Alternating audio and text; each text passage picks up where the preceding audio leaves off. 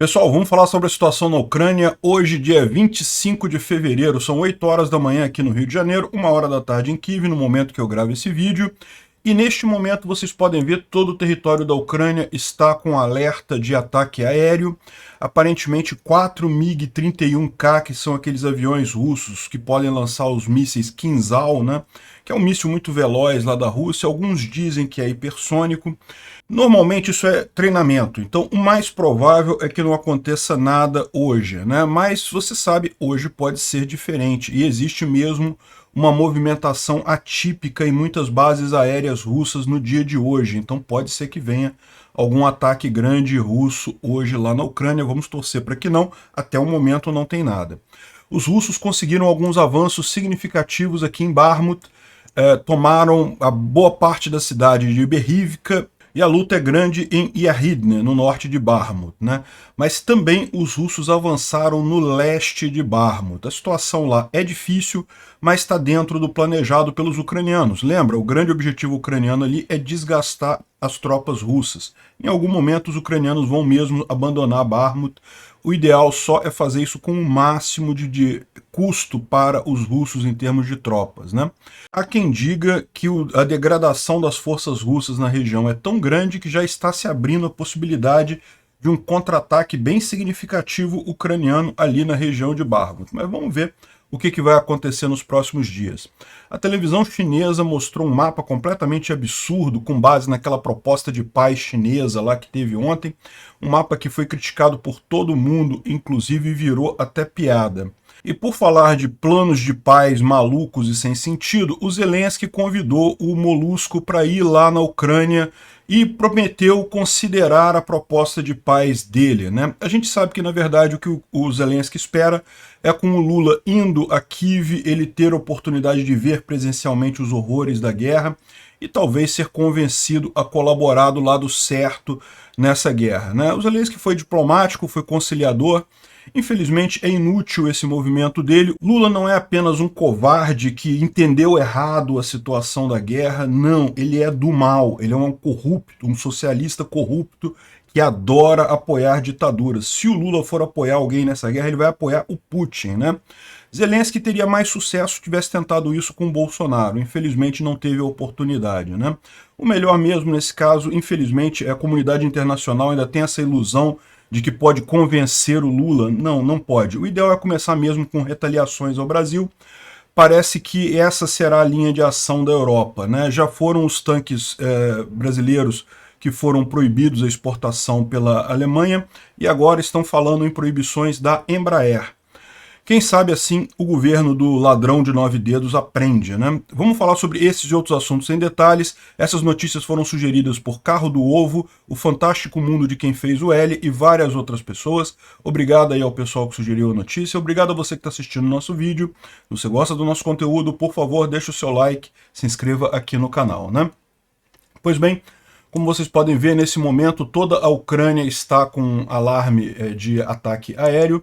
Segundo informa aqui o Euromaidan PR, foram 4 aviões MiG-31K que levantaram voo de Artubinsk, um campo lá na Rússia, ou seja, normalmente quando é esses MiG-31K é treinamento, mas é lógico.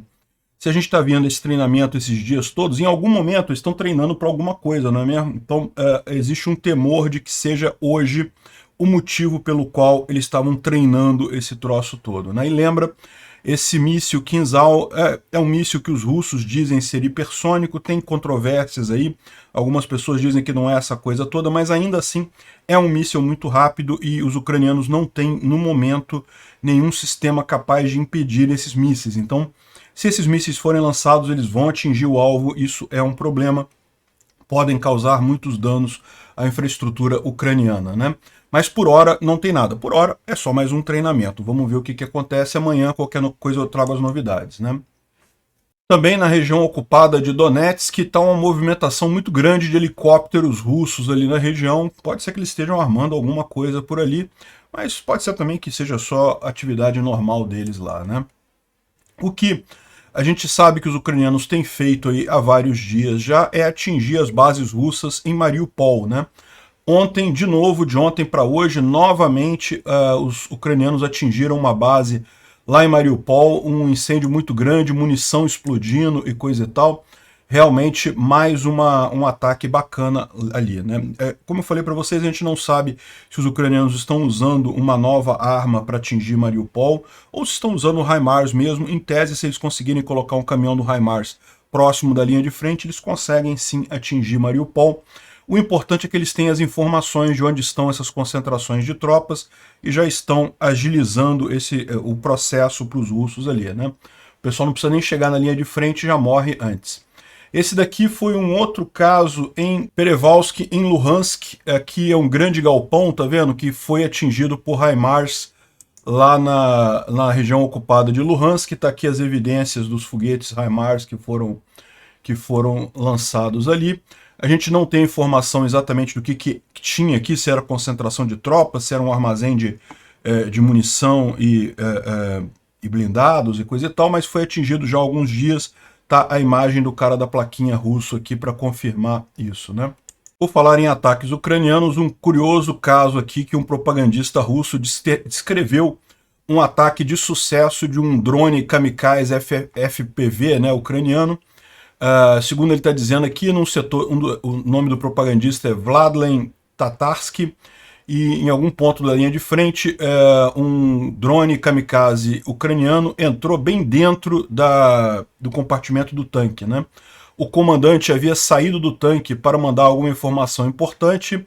O tanque tem problemas com comunicação interna, né? O tanque é realmente coisas da Rússia, né? O cara faz um tanque e o sistema de rádio do tanque não funciona, a pessoa tem que sair do tanque para comunicar alguma coisa importante. No que saiu do tanque, abriu a escotilha. No que abriu a escotilha, os ucranianos mandaram o drone lá. E, segundo ele diz aqui, a equipe toda sobreviveu, mas o tanque queimou completamente, né?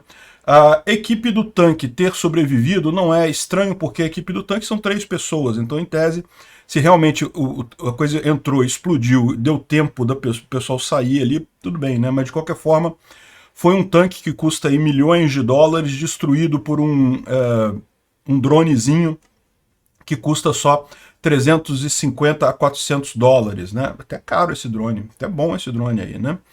Ou seja, mais um caso bacana. E o gato especial de Kherson lembra a gente aí que em breve a gente vai tá vendo essa visão do drone, porque foi algum ucraniano que fez isso e ele provavelmente gravou essa imagem, né?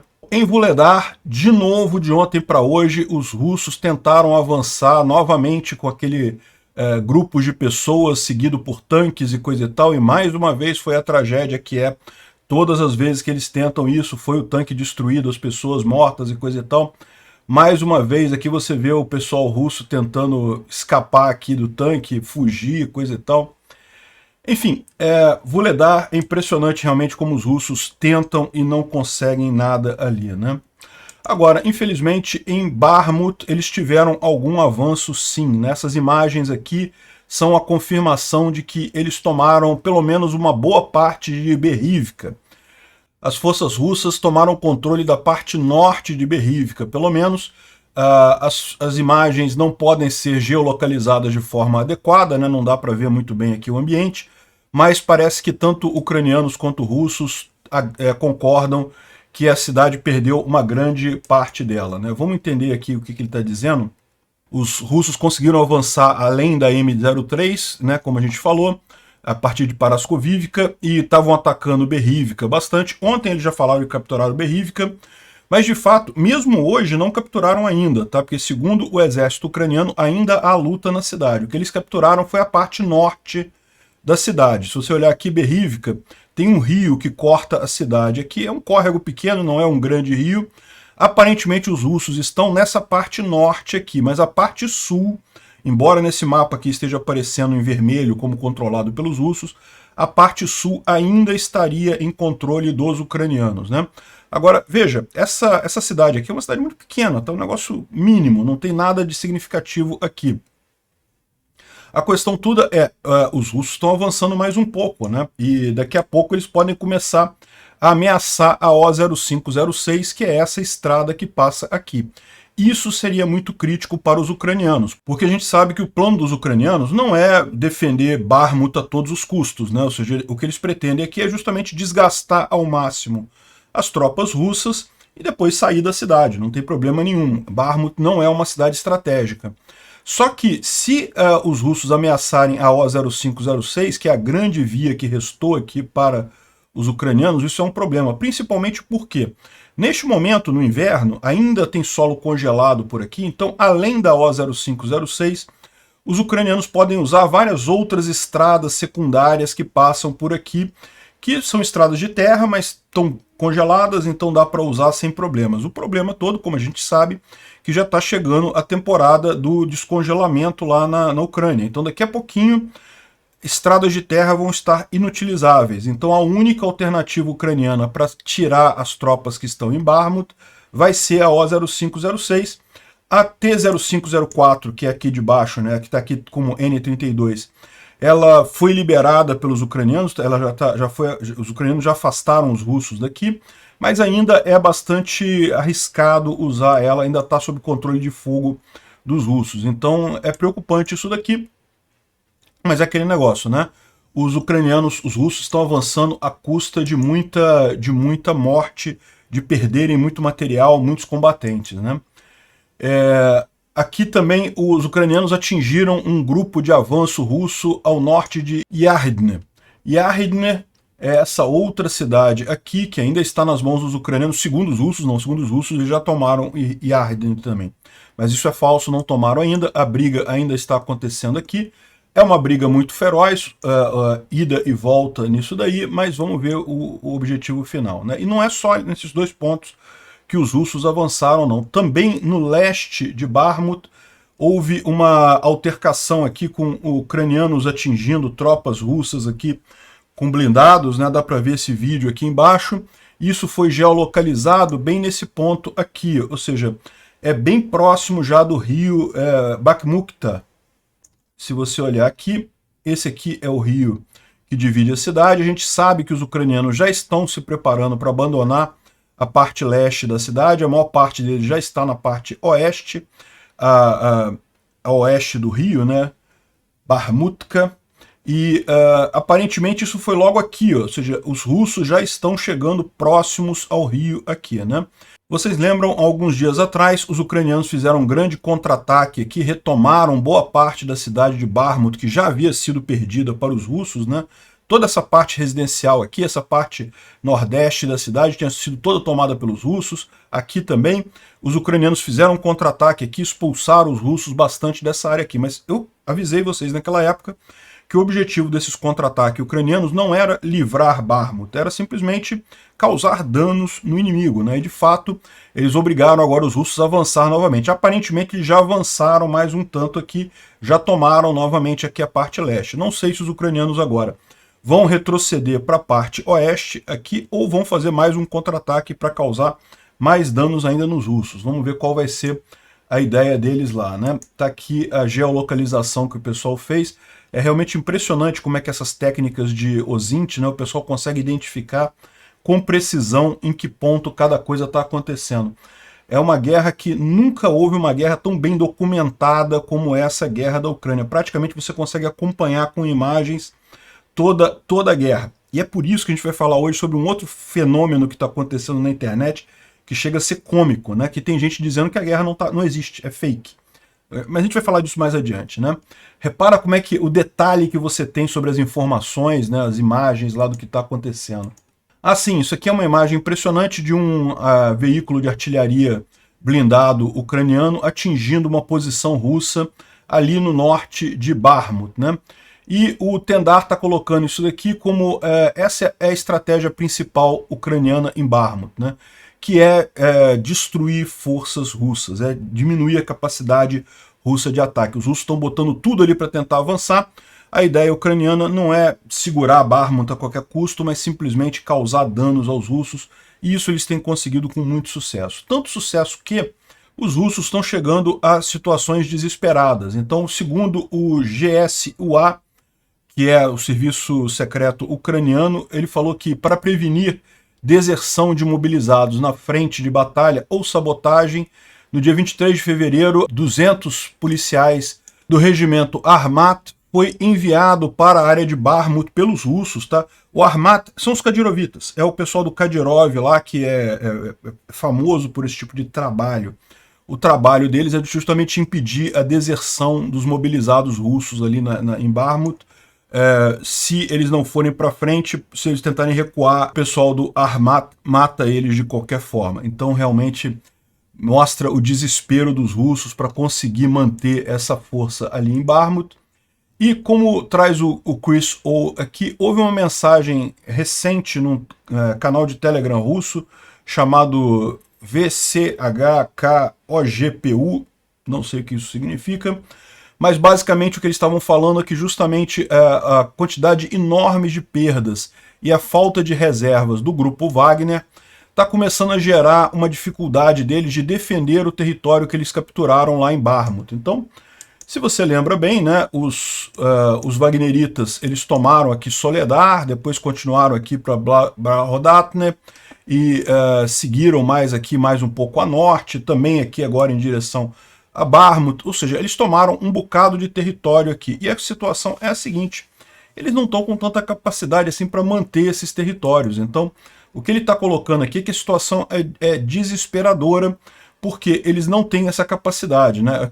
Já é algo desesperado. Havia esperança que a derrota lá em Vuhledar levasse a alguma reação por agora, ou seja, do exército tradicional russo apoiar o grupo Wagner ali em Bakhmut, né?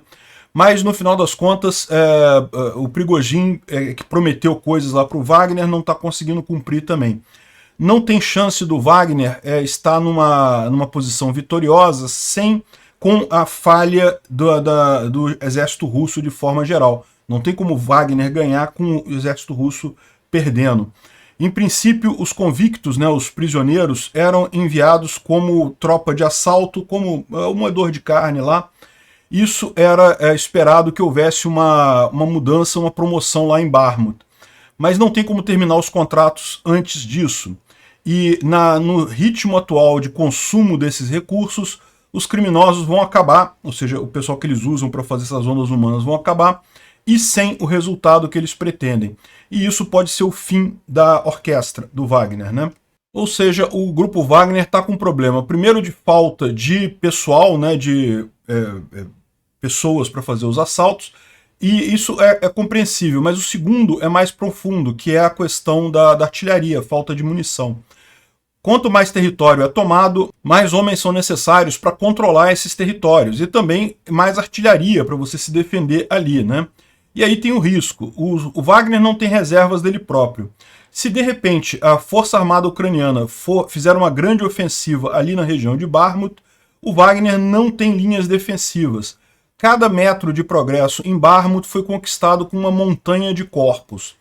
E no evento de um breakthrough, né, um avanço pelo exército ucraniano, eles simplesmente podem retomar o quanto eles quiserem, porque não vai ter nenhuma defesa preparada ali. Foi muito idiota contar com o Ministério da Defesa russo, ou seja, achar que as forças regulares russas fossem cuidar da defesa dessas áreas tomadas pelo Wagner, né? Como não é possível alterar a situação, o Prigozhin está aumentando as apostas agora, né? Eles podem acusar ele de vazar as perdas do grupo Wagner nessa ofensiva em Bakhmut, mas então o Ministério da Defesa também pode fazer a mesma coisa próximo a Vuhledar, né? E daí é o que eles falam aqui. O que é interessante é que o Wagner tem algumas perdas, mas pelo menos tem algum resultado. E quanto ao exército russo, né? Eles, no final das contas, perderam um monte de gente lá em Vuhledar e não conseguiram avançar nada no final das contas. Então a crítica aqui é exatamente essa. A situação que está em Bakhmut está cada vez mais de um ataque sem defesa russa preparada. Ou seja, pode ser que os ucranianos estejam só esperando a melhor possibilidade, a exaustão completa das forças do Wagner, para simplesmente retomar essa área toda de novo aí, sem nenhum grande trabalho, né? Vamos dar uma revisada aqui na linha de frente como um todo, com a thread do Defimon, embora fora ali em Vuhledar e em Bakhmut não teve nenhuma grande mudança, né? A gente já falou sobre o clima ontem. Aqui em Svatove, novamente os russos tentaram tomar Stelmarivka, também sem sucesso. Aqui em Kreminá, eles parece que avançaram alguma coisa, mas de novo o exército ucraniano repeliu ataques aqui em várias cidades, e vocês sabem, eu discordo dessa posição aqui do FMO nessa região da floresta aqui, mas enfim, e aqui então, em Bakhmut, é onde a gente tem a maior quantidade de ação, né? Dá para ver aqui o grupo Wagner tentando avançar em várias regiões. A gente falou aqui sobre Berivka, Yardini e várias outras tentativas russas aqui, todas bloqueadas pelos ucranianos, né? Na visão dele, tanto Berivka quanto Yardini já foram tomados pelos russos, como eu falei para vocês. Os russos dizem que sim, né? Mas os ucranianos falam que não, que a maior parte de Berivka, ao sul do Rio, ainda está com os ucranianos, e Yardini também está ainda nas mãos dos ucranianos. Mas é aquele negócio. Mas a batalha está acontecendo lá, vamos ver qual vai ser o resultado aí em alguns dias. Como eu disse para vocês, o mais provável é que em algum momento os ucranianos cedam e os russos tomem Yardini também, né? E aqui ele já mostra também a parte leste aqui de Bakhmut, também bastante tomada pelos russos. Isso está ok, está de acordo com o que a gente tem visto, né? Ao sul, aqui, os russos têm tentado novamente avançar aqui em direção a Yanivsk e a T-0504, mas os ucranianos repeliram eles ali. Aqui em Donetsk também os russos tentam avançar em vários locais por aqui, também sem sucesso. Segundo ele está dizendo aqui, os ucranianos repeliram o ataque ao sul de Marinka. Ah, não dá para ver, deixa eu tirar minha cara daqui. Aqui, ontem a gente mencionou isso, que os russos tentaram avançar ao sul aqui de Marinka para tentar pegar desprevenidos os ucranianos que estão aqui na cidade de Marinka, mas aqui aparentemente deu errado e eles foram repelidos, né? Os russos capturaram posições em uma fazenda próximas de Pojeda alguns dias atrás, mas tiveram problemas e a artilharia ucraniana fez eles se retraírem, né? Voltarem para onde eles estavam, né? Essa informação foi confirmada pelos próprios russos, né? E aqui também na parte sul, os russos tentaram mais um avanço aqui em Vuhledar e de novo tiveram problemas, a gente falou sobre isso já, né? E ele complementa aqui com uma informação interessante, né? Segundo ele, as forças armadas russas já comprometeram a maior parte dos 300 mil mobilizados recentes que eles tinham lá na Ucrânia, e também isso significa que eles não têm mais uma força de reserva. A gente sabe que eles estão construindo outros mobilizados, estão treinando outros mobilizados, mas no momento eles estão sofrendo muitas perdas, com alto nível de atrito e sem reservas, né? As perdas de equipamento para os russos também são gigantescas. Tem vídeos quase todos os dias de grande quantidade de tanques e FVs destruídos dos russos, e essa forma de fazer esse ataque não é sustentável. Eles não conseguem manter isso por muito tempo. Repara que é muito similar ao que a gente estava falando do grupo Wagner lá em Bakhmut, né? Não tenha dúvidas, os ucranianos também estão tomando várias perdas, né? É lógico, é uma guerra, não tem jeito, mas no final das contas é aquela história, sempre a defesa é mais fácil do que o ataque. O ataque acaba tendo muito mais perdas do que a defesa em qualquer situação. E é por isso que é vantajoso para a Ucrânia ficar na defensiva pelo momento, para deixar os russos gastarem o seu potencial ofensivo. E o timing pode ser realmente muito bom. Em alguns poucos meses, a Ucrânia vai estar treinada e pronta para atacar um inimigo muito mais fraco, com tanques e IFVs ocidentais prontos, né?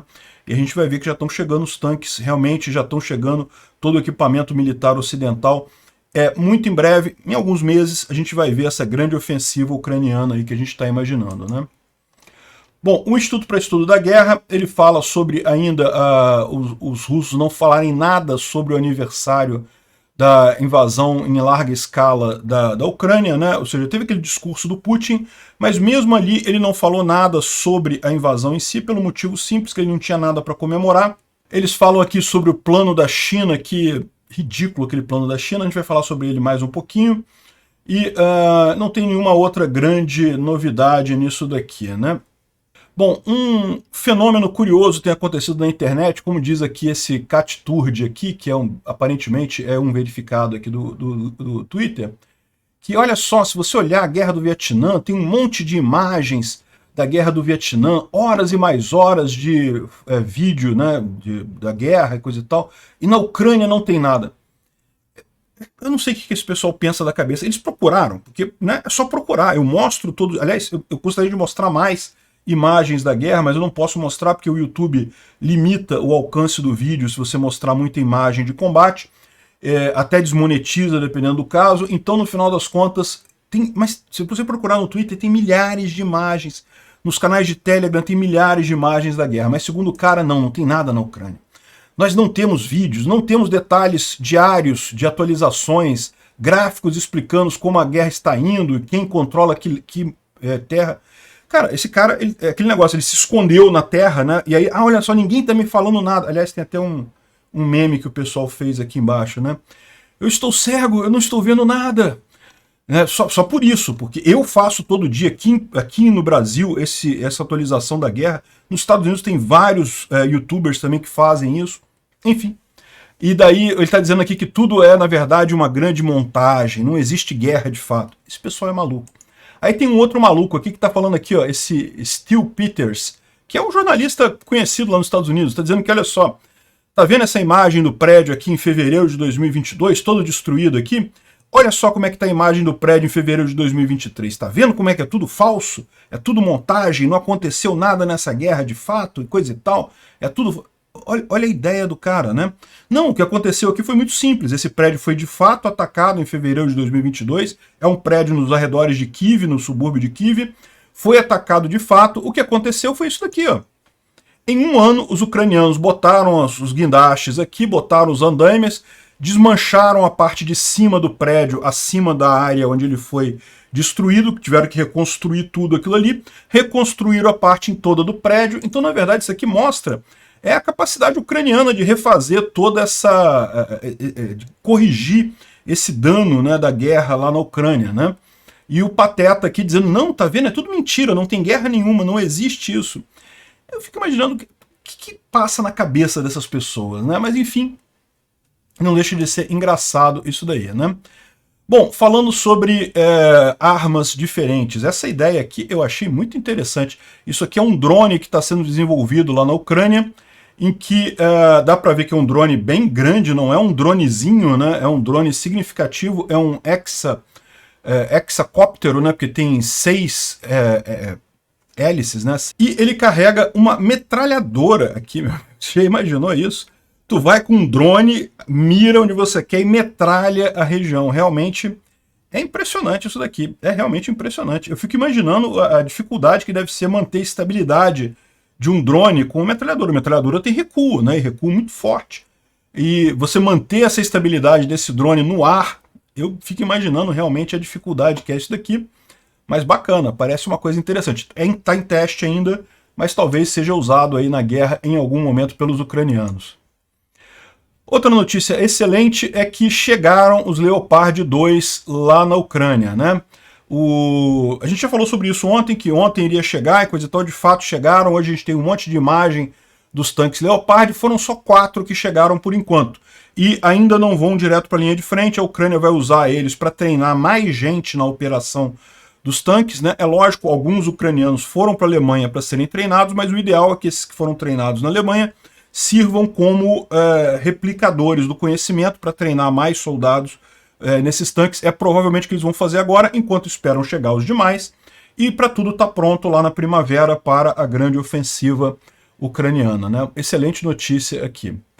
Bom, uma outra notícia que pode ser entendida como não tão boa, mas também não tem nada demais, foi a entrevista que o Biden deu ontem na ABC News, em que ele falou que não, os ucranianos não precisam de F-16 agora, não existem base para isso, de acordo com os nossos militares, então por enquanto a gente não vai dar o F-16 para os ucranianos, né?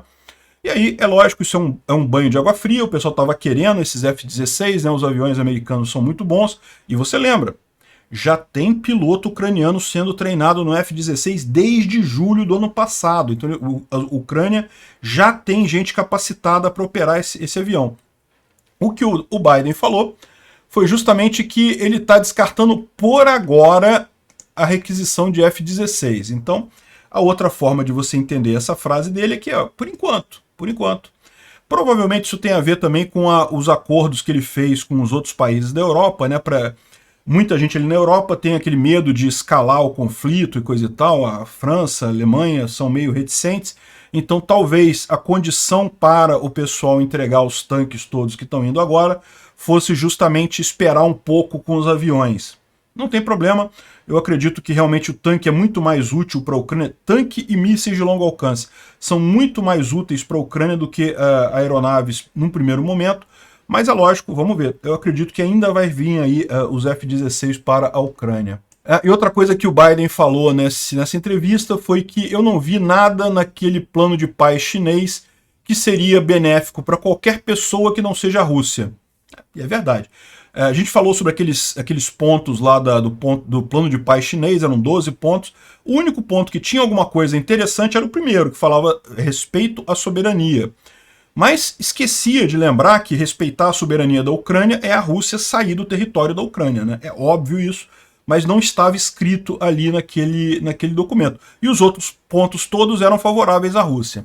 Para piorar a situação, a televisão chinesa ontem passou essa imagem aqui como sendo uma proposta baseada no plano de paz da China, né? Veja, isso daqui não é um mapa do governo chinês ou não é uma proposta do governo chinês, pelo menos até onde a gente sabe não é.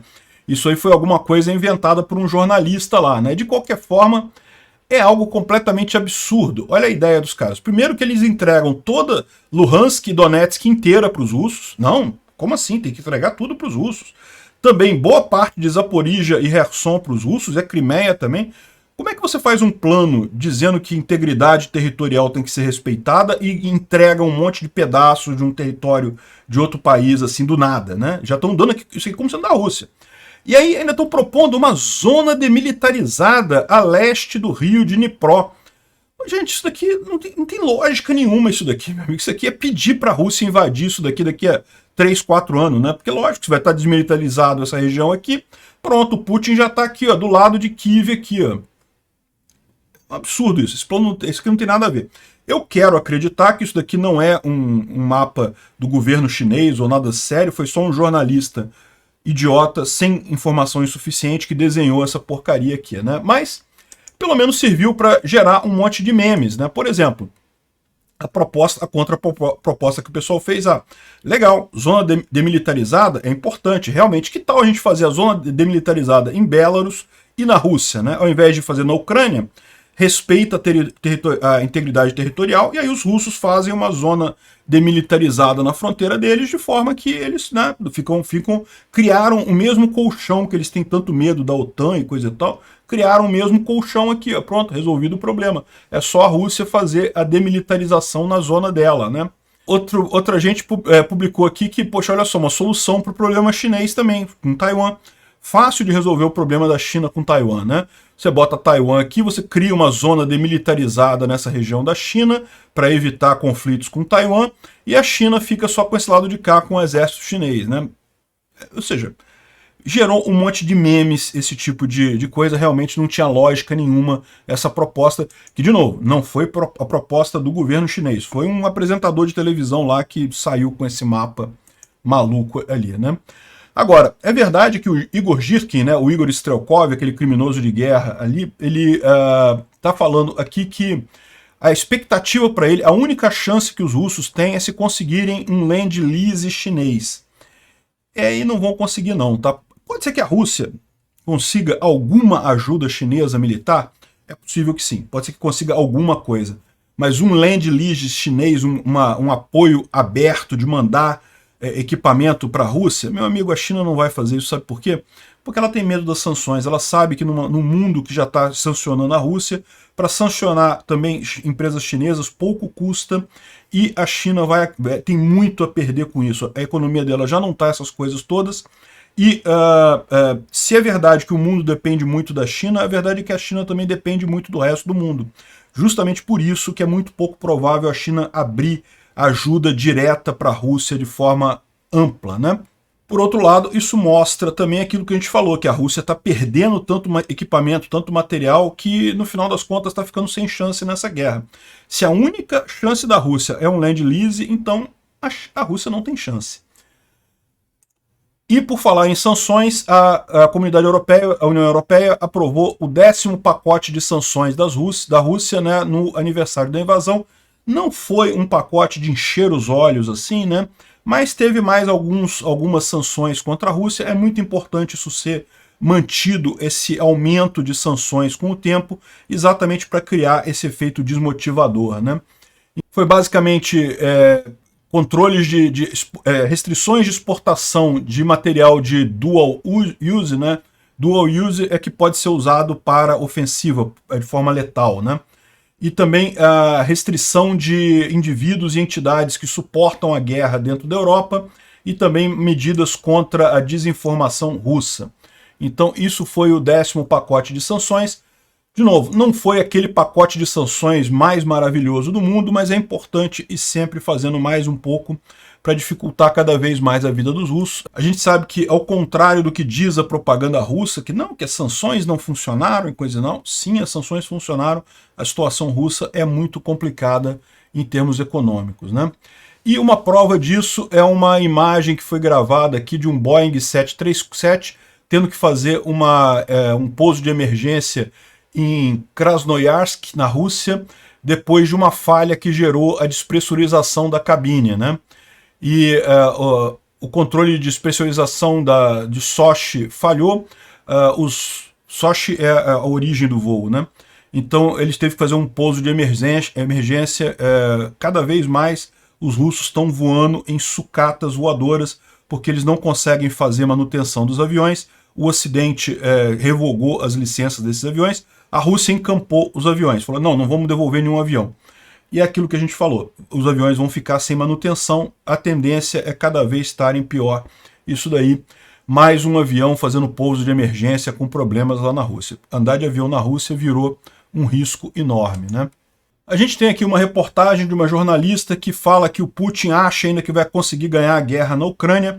E qual que é a estratégia que ela descreve aqui? É aquela velha estratégia que a gente já sabe, que a Rússia pretende prolongar o conflito, quanto mais achando que em algum momento a OTAN vai se cansar da Ucrânia, o Ocidente vai se cansar da Ucrânia e vai deixar para lá, e no momento que o Ocidente se cansar da Ucrânia, o Putin consegue invadir o país como um todo, né? Isso é falso, e a Ucrânia, do jeito que ela está hoje, com os equipamentos que ela tem hoje, ela já tem condição de derrotar a Rússia. Ela está esperando só chegar os tanques para fazer isso de forma mais rápida, de forma mais eficaz. Então, isso daqui é típico de jornalista vendido para os russos, né? Agora, nem todos estão assim. O Mário Sabino fez uma coluna falando sobre o primeiro ano da guerra e contando aquilo que eu já falei para vocês várias vezes. A Rússia já perdeu a guerra. A Ucrânia ainda não ganhou a guerra, mas a Rússia já perdeu. Por quê? Porque todos os objetivos que o Putin queria, ele já não tem como atingir esses objetivos agora. Por que ele está mantendo essa guerra no banho-maria? É pela estratégia de esperar que o Ocidente se canse de mandar ajuda para a Ucrânia e coisa e tal? Isso não vai funcionar, ele já sabe que não vai funcionar. Ele está mantendo essa guerra porque ele não tem alternativa, ele não tem outro curso de ação que ele possa tomar, né? É inevitável, ele já sabe que vai ter que sair da Ucrânia e já sabe que a situação dele na Rússia vai ser muito ruim depois disso, então ele está adiando esse dia o máximo que ele pode. Mas o Mário Sabino fez a leitura correta da situação lá. O Putin já perdeu essa guerra. A Ucrânia não ganhou ainda não. A Ucrânia ainda tem que fazer coisa para ganhar essa guerra, mas a Rússia já perdeu. E, bom, por falar em planos de paz malucos como o chinês, né, ontem teve uma grande coletiva de imprensa com o Zelensky, foi muito interessante, repórteres do mundo todo. Em determinado momento, um repórter brasileiro fez uma pergunta para o Zelensky, dizendo que o Lula mandou um plano de paz para a Ucrânia e para a Rússia, e não sei o que lá, se ele estaria disposto a considerar. E o Zelensky, é lógico, a gente sabe que esse plano de paz do Lula é uma porcaria, não quer dizer nada, enfim. Mas o Zelensky foi diplomático, falou assim, olha só, se o presidente Lula quiser vir a Kiev, a gente conversa. Eu vejo o plano de paz dele, a gente conversa, eu mostro para ele o que está acontecendo aqui. Quem sabe a gente consegue chegar a um ponto comum nessa história, né? Ou seja, qual que é a estratégia do Zelensky? Ele não vai descartar de cara a coisa, por quê? Porque ele tem a expectativa de convencer o Lula a entrar do lado correto nessa guerra. Infelizmente, isso é muito pouco provável. É porque o Zelensky não conhece o Lula, né? A gente que conhece o Lula, que sabe quem é o Lula, o ladrão, o corrupto socialista, o cara que se alinha automaticamente com todas as ditaduras do mundo, a gente sabe que isso não tem chance. O Zelensky tentou ser gente boa, tentou... Não, vem aqui, Lula. Mas ele falou isso. Ele não vai considerar plano de paz mandado pelo correio. Se o Lula for lá em Kyiv, ele aceita conversar com o Lula frente a frente, olho no olho, quem sabe a gente não se convence das coisas, né? E achei uma saída bacana aqui, ó. Eu gostaria muito que ele me ajudasse com uma plataforma de diálogo com a América Latina e coisa e tal. É uma pena, é o que eu falo pra vocês. A comunidade internacional tem uma visão muito distorcida do Lula. Eles não sabem quem é o Lula. A porcaria do sapo barbudo de 9 dedos, um corrupto, um socialista, um idiota completo. E além de tudo, um covarde. Nunca que o Lula vai ajudar a Ucrânia. Espero estar errado. Torço para estar errado, mas eu não acredito que o Lula vai ajudar, não. Enfim, e lógico, começaram as retaliações, a gente já falou sobre isso aqui ontem. O blindado Guarani, que usa tecnologia alemã, está proibido de ser exportado pelo Brasil. Então, por exemplo, o Brasil tinha uma grande venda para fazer para a Indonésia, se não me engano, Filipinas, e foi bloqueada pela Alemanha. Excelente, tem que punir o Brasil mesmo, não tem jeito, não tem outra alternativa. E não é só isso não, tá? Estão falando agora a Embraer. A Embraer também usa muita tecnologia europeia, muitas peças da Alemanha, da França, de vários países da Europa, e vende aviões militares para vários lugares do mundo. E você sabe como é que funciona isso, todo avião militar tem esse contrato que o detentor da tecnologia pode embargar a venda, dependendo de para quem foi isso daí, e é possível que a Embraer seja a próxima atingida por isso daí. Mas é o que eu falei para vocês, isso daqui é fichinha, isso aqui é fichinha. O pior de tudo vai ser a nossa cara como brasileiro ficar marcado na história como os caras que ficaram lambendo o saco do Putin. É um absurdo essa posição do governo brasileiro, desde a época do Bolsonaro eu critico isso. Infelizmente, eu acho que o Bolsonaro poderia ser convencido, tá? Bolsonaro estava numa posição mais fácil de ser convencido a apoiar o lado correto, a apoiar a Ucrânia, do que o Lula, né? Infelizmente, fica nesse negócio aqui, e a gente aqui no Brasil fica com cara de tacho, fica apoiando os nazistas da Rússia aqui nessa história. Muito triste. Mas bom, é preciso deixar claro que não são todos os brasileiros, tá? Olha só, isso aqui foram várias manifestações que aconteceram no mundo todo de apoio à Ucrânia ontem, no aniversário da guerra, né? Teve em vários países da Europa, dos Estados Unidos, vários países do mundo, e teve aqui no Brasil também. Eu não consegui imagem da manifestação aqui no consulado russo no Rio de Janeiro, mas teve manifestação no consulado russo aqui no Rio de Janeiro, com protestos contra a invasão russa da Ucrânia, e teve até uma altercação aqui, um cara que se disse diplomata russo, mas provavelmente é só um funcionário da embaixada, deu um tapa numa mulher que estava protestando contra a Rússia na frente da embaixada. Os policiais detiveram o suspeito, fizeram a ficha corrida, fizeram o termo circunstanciado dele, ele vai responder a processo por agressão. A vítima, uma testemunha e o autor são todos cidadãos russos, foram ouvidos. A mulher foi encaminhada para corpo de delito e as diligências estão em andamento para esclarecer os fatos, disse a Polícia Civil, né? Segundo o Ministério das Relações Exteriores, os agentes diplomáticos e membros do pessoal técnico-administrativo gozam de imunidade absoluta. Eu discordo disso, tá? Como eu sou advogado, vocês sabem, e a lei não diz isso daí não, tá? Para crime comum, não. Para crime de opinião, ok. Crime comum, não. Mas enfim, vamos ver o que vai surgir disso daí. De qualquer forma, aparentemente não há confirmação de que o cara é um diplomata de fato. Pode ser só um funcionário do consulado. Ou seja, houve protestos aqui no Brasil contra a atitude russa. Então, infelizmente, embora saibam vocês todos aí no exterior que embora o presidente brasileiro, o governo brasileiro seja um covarde, maluco, lambedor de saco do Putin, nem todos os brasileiros são assim. Obrigado por assistir o vídeo até o final.